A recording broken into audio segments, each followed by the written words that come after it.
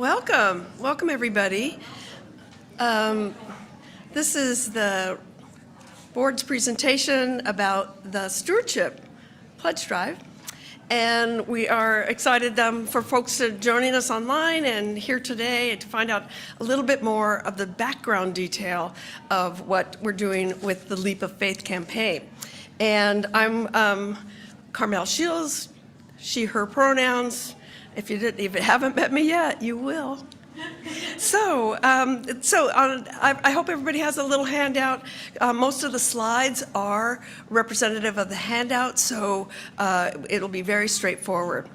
Jeff Galtz, our treasurer for the board, will be helping me present today, and we do have time. We're going to try to make as much time as possible for questions at the end of our presentation. So we'll get started quickly. And you can always just make a little reference for yourself about a question, and we'll want to make sure that we get back to you with that question.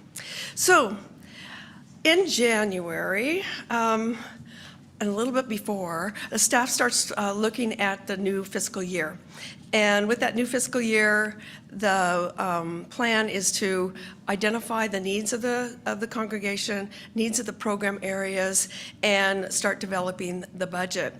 And those goals are set with into a proposed budget, and that is shared with the board for discussion. So we discussed this in our February board meeting, and that was what the pledge goal is set by that meeting. And so the pledge goal that we have for this year is $571,446 and no cents. Okay.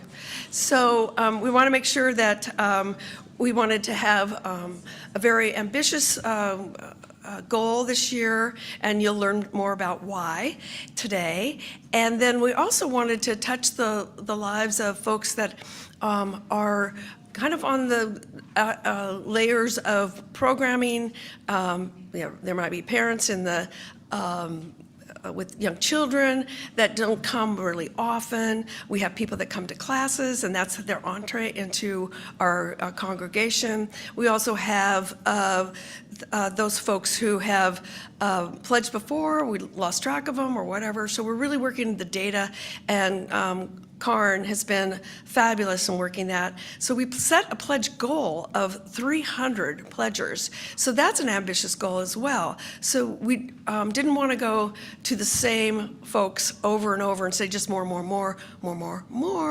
though we are asking for more. And but we wanted to also reach out to those other folks. So as we like to say in stewardship, we are expanding the pond for our leaping frogs. So anyway, the frog thing is, I gotta tell you, I thought it was silly, and then all of a sudden I thought, oh, you can do so much with frogs. You can do so much with frogs. I'm loving it, absolutely loving it. So then in April, once the pledge drive is complete, which is the end of March, we'll go look at the pledge amounts that we have been given, and then the board will meet again to look at the pledges at that point and determine what our pledge income will be for the coming year. And then in May, that proposed budget with the new dollars amounts that we're aware of, it will go to the congregation. We'll have an after-church conversation with folks to let them know about much probably like this, where we're talking about what's in the budget and where we're at, and that will happen on June 2nd. And then in June, we will be going to having our congregational meeting, and that's when we accept the budget as presented or reject the budget or whatever we need to do at that point. So I'm grateful for the fact that we have a little more time this year. We used to have our budget discussions in May and early May sometimes, and this way it gives us a lot more time, the Stewardship Committee, a lot more time, and the board to really look at those pledges that might come in late, or that we reach out again to people we haven't heard from because we're not to that 300 level. Yet to be seen. We'll know more in April, for sure. The proposed budget is the next slide, and that's, I'm sorry that it's kind of still fuzzy because it's got lots of detail in it. And oh, it's not bad up there. Okay, cool. Like it. So as you can see in the left-hand pie chart, the pledge income is 88% of our entire OUUC budget. That's huge. It's very huge. And bigger than most nonprofits when you look at that number.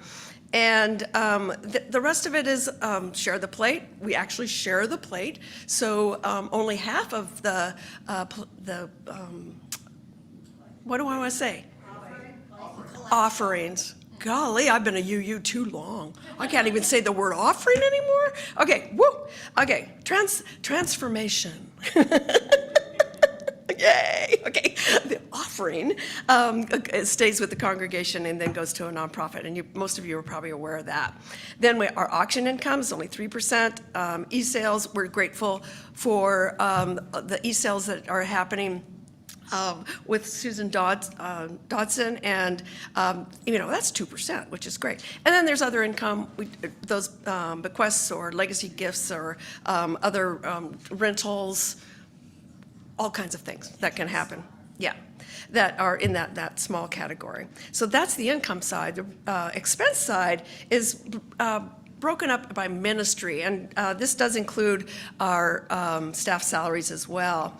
And the spiritual life is at $217,273, and the resource ministry, which would be all of the management issues with the building, our front office staffing, and all of those pieces as part of resource ministry, the use of the building, how the building's maintained, all falls in that category.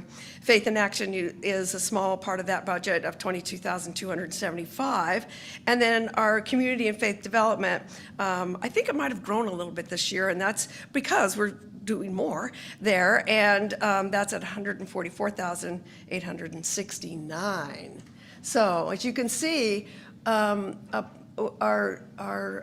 pie is pretty much in thirds. One third, one third, one third. So in my mind, that balance is important, and is going to be something that we're going to try to achieve as well. Some balance in all of this. So Jeff Galtz, our treasurer, has done he's been cranking numbers and thinking hard, and he is going to be talking about our past history with our pledge levels and what's important about leaping this year. Welcome, Jeff. Thanks, Carmel. So why the leap? So just a little bit of background, and you've heard this before, you've heard it over the last couple of years. We've had some really great financial news outcomes for this church over the past couple of years. Unlike virtually every church in the country, we now have no debt. Reverend Mary this morning talked about the generosity of George Lanning, who helped with that. We have no debt, at the same time making some major capital expenditures for the church. And we had a great capital campaign that got us out of debt, but also we've got some capital reserves. As you know, there was a reserve study that showed the need upcoming for a lot of capital projects. Many of them aren't as visible. We've done gutters, we've done a new sidewalk, we've done some parking lot repairs. It's hard to raise money for parking lot repairs because they're kind of invisible, but we did that very successfully. However, we have an ongoing operating shortfall. And in this current fiscal year, 23-24, we have budgeted $569,000 in expenses, and the budgeted revenues, including pledge, auction, other stuff, is only $519,745, almost a $50,000 differential. And that's not the total story, because also to get by this budget year, we aren't paying what we were asked to pay for UUA dues. Reverend Mary and Reverend Sarah also agreed or offered up to forego some of their professional expenses. So it really is an unsettling situation. Now we've been in this situation for some time. there's been a shortfall in the budget, and we've used one-time money, sometimes some bequests, sometimes landing money. In the early days, or about 6, 7 years ago, we had shortfalls when COVID hit, and we were able to get some PPP loans that we were able to use to pay staff, pay certain qualified expenses like utilities. And so we kind of muddled through the shortfall that way for a few years. But we've kind of run out of options to muddle through shortfalls like that. So, why did this happen? And you can switch to the next slide. So pledge levels have been very flat, relatively flat, I should say, over the past 10 years. Just the pledge level for this current fiscal year is $446,874. 9 years ago in 2016, that's when we had calendar year fiscal years, is why there's the differential. It was $446,560, almost exactly the same as it was this year as 9 years ago, almost exactly. And so anyone who's been to the grocery store regularly over the past 9 years knows that the price of everything has gone up. And so we've had inflation that's impacted the operations of the church. It's required as a matter of economics and as a matter of humanity to give pay increases to staff so they can keep up. And at the same time, that's made it difficult for many members of a congregation to, oh my gosh, the cost of groceries is going up 10, 15% more over time. Cost of rent's going up. How can I increase my pledge to go forward? So I did a little, I was sort of curious as to say, well, 446,560 in 2016, well, what is that today? So I picked up my phone and said, Siri, tell me what's the value of 446,560 in 2016? What's that worth today? And up pops something, U.S. inflation calculator. I have no idea what that is. I don't think it's a government thing, but it's close enough. And it calculates it for me, and it's $573,884.49, which is almost exactly what we're asking for this year. So adjusted for inflation, our pledge level in 2016 is about exactly what we're asking for in 2024, 2025. Now there's some differences, admittedly. In 2016, we still had debt. We were paying money for debt. We aren't doing that anymore. In 2016, our endowment wasn't giving us money. We weren't able to draw from the endowment. We're able to do that. So there's some upsides that help us with that. But nevertheless, I thought it was pretty interesting that the present value of what we're asking for now is about the same as the present value of what we had 9 years ago. So I can go to the next slide. And so why have they been so flat? And it was puzzling to me because, but when you think about it, about 9 or 10 years ago, we were a little bit in transition, as opposed to transition, and it was, we had a retiring minister, we had a series of interim ministers. We're kind of in flux, so you can understand why people might not be willing to commit. And then we also have so the pledge levels have been flat. We've had inflation, and that's impacted the ability of our members to pledge more.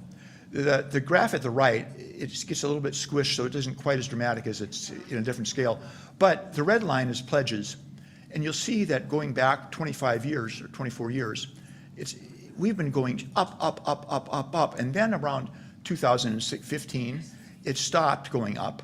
And it went down a little bit during this period where we were in a little bit of flux. And then it started to go up again. That 6-month annualized, the peak there, that's an aberration because that was the year when we had a 6-month transition period. And for whatever reason, we got a pretty big pledge for that 6 months. Maybe because people were confused and they gave a whole year's worth of pledge. Thank you very much. But basically, if you were to draw a line, it would be flat since about 2016. At the same time, the Washington Urban Consumer Price Index has been going up steadily. As a matter of fact, is gone up faster in the last 5 years. So that kind of sums up what the problem is that we've had. So why the leap? Well, these lines kind of tell the answer, and we've got to up our game. We're going to explore some other alternate sources, additional sources of funding. We're going to be exploring rental income in a bigger way than we have before. But that's really not the solution to everything. So underneath that box, there was some other stuff. If you could move the box to the right here. Yeah, thank you. Oh, yeah, inflation, yeah, everything, it's just sort of a summary of why the leap. It's a combination of flat pledges, increased costs. But on the other hand, our period of uncertainty is past us. I think we're moving on now. We're much more settled. The congregation is full. We got 7 new members. There's all sorts of reasons to be optimistic. And Carmel is exactly right. The Stewardship Drive not only has to look at the existing pool, but increase the pool. And so with that, I'll pass it back to Carmel. Isn't that great? It is awesome to see that when that popped up and Jeff shared it with me, I went, whoa. Very telling for us. So finally, some of the highlights of this year's proposed budget and the LEAP that we're looking at. So one of the main things is looking at that second Sunday services. People have been telling us all along, it's crowded, it doesn't feel welcoming. And so we're thinking that maybe in January that with pledge drives coming in really solid, we could engage in that second service. And then continuing the Thursday community dinners in the fall, and that is just a great success. I mean, we've just been having wonderful turnouts. It's multi-generational. It provides an opportunity for families to come and eat, and then participate. I know that when I had children in my home, the last thing I wanted to do when I got home was go back out. So I think it is a great way to keep people to come and to stay. Our increasing administrative support, which is really an important factor for us. We're bringing some of that bookkeeping in-house, and I know a lot of people express concern with Darlene's 33 years of service that how can we possibly do it? Well, it takes 2 people. Okay, cool. And that's great. We've got more of a business management function. It was 2 different functions. And then all the office support that needs to happen. Somebody made me a whole bunch of copies this morning. Yay. It's very important. So investing in our programming, we do know that people come in a variety of ways to this congregation. It isn't always necessarily on Sunday morning. And we want to make sure that our music program is strong. There's some advancements that we want to make sure our piano plays and beautifully. And so keeping that tune, keeping music alive and well and current, and that requires some purchases, of course. And also to bolster our faith in action work beyond some of the not pledging, but our offerings, because I'm going to remember that word now, beyond the offering stage here at OUUC. And when we look at that calculators of different things, the Department of Labor, 3% is what the recommended cost of living adjustment is for this coming year. And we want to mirror that and show the value of our staff and programming that we have here at OUUC. Last year, one of our savings was to ask our staff to draw back from their professional development expenses, and that was great, gracefully given, and we want to reinstate that. So those are the items that really come to the forefront of our pledge drive this year. These are important factors for us to engage in and make sure it can happen. So we need everybody's help. And yes, you're right, it's time for questions. Yay, Sally! Okay, we got a mic for you. This may have been on a previous. Oh, let's wait for the mic. Jeff's got it. Jeff's got it. So that everyone can hear you. This may have been on a previous slide, and I apologize, but I didn't get my phone out to do the calculation quick enough. So what is the percentage increase in the budgeted pledges from last year to this year? The increased number. Percentage. Percentage? I don't have it in my head, but I know it's 50 people. About 50 pledge No, units. what's the, in terms of pledges hoping to be collected, in other words, the revenue. Yes. So what's the difference between the previous year and this year? What percentage increase are we looking for in the number of pledges total? Good question. Dollar and percentage increase? Percentage amount of increase. Is it 10%, 5%? It's 23%? like 25%. It's a 25% increase? Yeah. Okay. And we know that not everyone can make that kind of leap. You know, I learned this in commercial real estate a long time ago, that if you ask people to increase their pledges by 25%, they go, oh, that's a huge number. If you ask people who have been contributing $200 a month to go to $250 a Right. month, that's somehow more palatable, because you think, $50, $100, you know, what is that? That's a few less, you know, trips to Starbucks or whatever. Right. So I wouldn't get too caught up on the increases, especially since it's a 25% leap. Yeah, we minimized that. We did that last year in the pledge drive, and people just went, they had the gasp. You heard round the world. And I think that strategy was like, those who give a lot in their pledges currently feel an obligation to meet that too. And it was an overwhelming number to do that. But you're right. But $1,000 person, it's different. A $500 pledger, it's different. Certainly. Gregory. So I have a question. It seems to me that what you're asking for, I can't hear you. it seems to me that what you're asking for this year is pretty similar to what our target was last year. Yes. So, I mean, it's not inconsistent with what we know we need. It's just we haven't quite got there. We didn't get there last year, but we haven't really increased the ask. The ask has been pretty consistent. It's just we're hoping to actually get there this year. Thank you for that point, because that's exactly correct. It's that it's, I think, only like 8,000 more than what we asked for last year or something. So yes, that's very much, that was the ask last year, very close to that ask. Any other questions? Do we have anybody online that has a question for us? Thank you, Carmen. Okay, thanks, Carmen. Lee.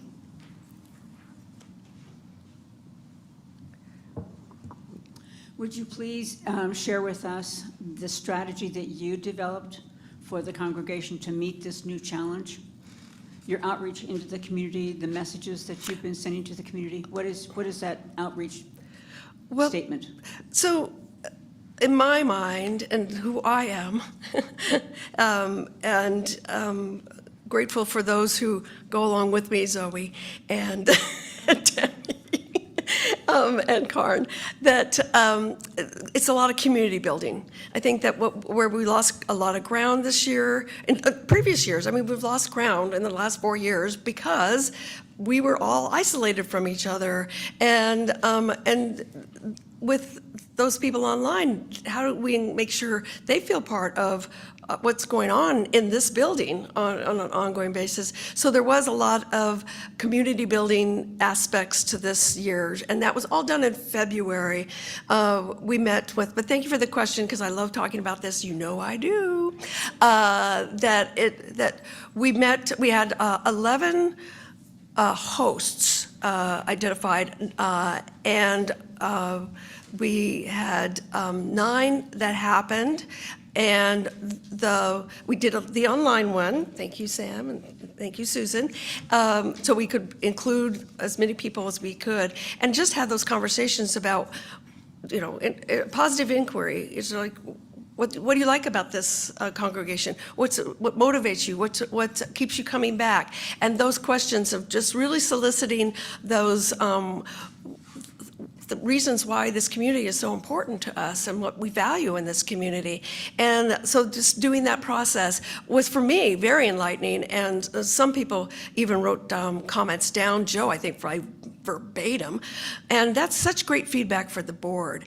And really appreciate that sort of conversation happening, of really touching all folks that are involved in some way, who participated in those neighborhood gatherings to express what is important to them. Because we have our own ideas, but it's so great to hear it from others. And it either is affirming or it's new and it's important. So yes, thanks for the question, because that was my favorite part of the campaign thus far. Thus far, we're not done. I might just add, we hosted a neighborhood gathering at our house, and it was great. We had some people there that I hadn't seen in maybe years. Yeah. And some people that I had never met before, that were brand new, or actually they were a couple years old, but never seen them before. And the interaction was really, inspiring. Very so I rich. think that was very good. I wish, it's too bad that we couldn't have 300 people attend one of those.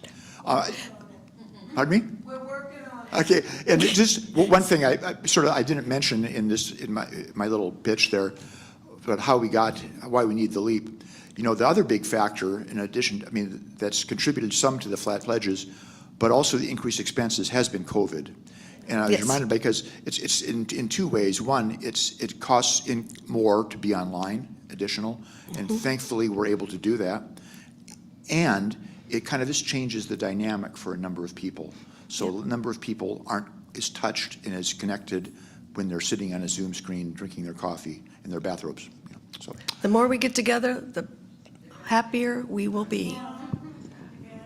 So, Lee, really, really good question, because from fundraising best practices, with any fundraising plan, you really want to be communicating with people when you're not asking them for money. And from my experience doing major donor work, if I had done my job right, when I called up my donor for a meeting, the response would be, oh, right, I need to write you a check, right? So we tried to do that in a number of different ways. We did it with the gatherings, and I actually met a couple today who had been coming intermittently here and was invited to a gathering and couldn't make it because one of them had COVID, but they were here today, and now they're thinking about joining the choir. So those kinds of gatherings have so much value. We also were looking, Carmela talked about, we're trying to bring in 50 people who haven't previously pledged. So we developed a little plan around that, and Reverend Monica's been working with us and wrote a lovely letter that we're sending to people who are on our pledge list, who are in Realm, who participate in various things but haven't yet pledged. So we're looking to reach out with them. The Thursday night event and the testimonials that you'll be hearing this month, also a way to remind people about why this community is special and why they should consider supporting. And we were trying to do that, Sally, because you're absolutely right. And it just, the technology didn't work out for us this year to be able to say, dear Sally, would you be able to give this amount, which we knew, and probably Sally didn't remember, but we knew was 10, 20% more than they had given last year. So, we were trying to figure out how to do that this year, and we will figure it out next year, because you're right, it's so effective. Right. So much more effective than just giving a pledge card that lets them, check off what they want. Right. I saw Ryan's hand up, and then Reverend Mary.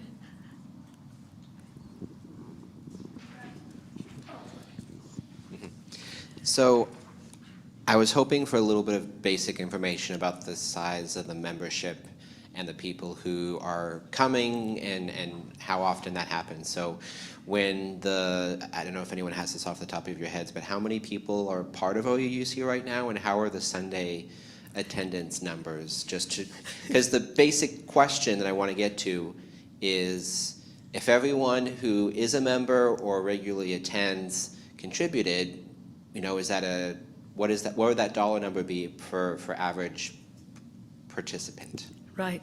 And thank you. Membership is something we're trying, it's an elusive thing, let's say. And also, we have congregants. I'll give Gregory and me as an example. We weren't members till 2 years ago, but we were UUs, so we knew we participated in that way. So we had congregants or, friends. We used to be members and friends. So, but we're trying to broaden that even more, a community of people. So with that, Reverend Mary, go ahead. So numbers. So membership with the 7 folks who joined us today brings us to 291.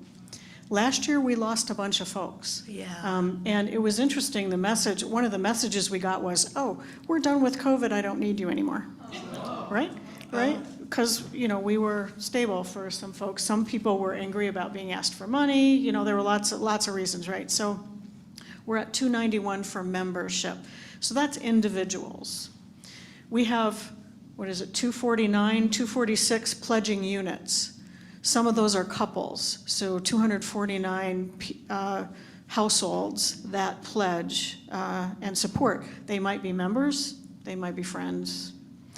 Sunday morning attendance is a combination of the individuals in the sanctuary and the folks who are online. And as you know, because you look at the screen, sometimes there's more than one person in the Zoom box, right? So we count Zoom boxes. And our Sunday morning attendance is between 190 and 210 boxes and people right now. And most Sundays, it's about 2/3 in the sanctuary and 1/3 online. So that's what the numbers are looking like. So, I've spoken before about the growth pieces, and we're right at that cusp of pastoral to program, right at that cusp. Been sitting there for about 10 years, because membership and attendance and such has also been stable for about 9 or 10 years. So Yeah. it's going to take something a little bit different to It's take a that leap, leap. people. That's right. The other thing I wanted to add to the outreach that we're doing this year, and Reverend Monica and I are doing this piece is the digital outreach. We have 600 people on our mailing list for the newsletter and the Spark. So we're going to do a digital outreach to them. We're going to do digital outreach to the people who are in Realm that we only have an email list for. We have 1,000 people on our Facebook page. We're going to do digital outreach that way, because we are in a post-COVID digital world, right? And so it's really needing to not do away with what we've done in the past, but add to it so that we're doing that digital outreach. And you saw in the slide the communications piece that we're wanting to beef up the communications that we can do. That's all about the digital communication. We don't have anybody dedicated to that. There are several of us who are doing that as we're able, and somebody dedicated to that on staff is really important, I think. Yep. So. Yeah, especially with 1/3 being out there, or more. So any other questions? We want to wrap it up. How about our folks online? We love you. Where are you? Any questions up from folks? I'm not seeing anything online. Thank you, Carbon. Love you, Carbon. Okay, so thank you all for coming and for hearing all the great things that we're trying and the more outreach that we're doing. I think that it is an all on board effort this year, because we do need to get our congregation on that nice level plane of paying staff well, of having programming that invites more participation, and keeping our online presence available to anyone, anywhere. I think that our message and our mission is worthy of that, for sure. So, thank you. Pledge. Thank you.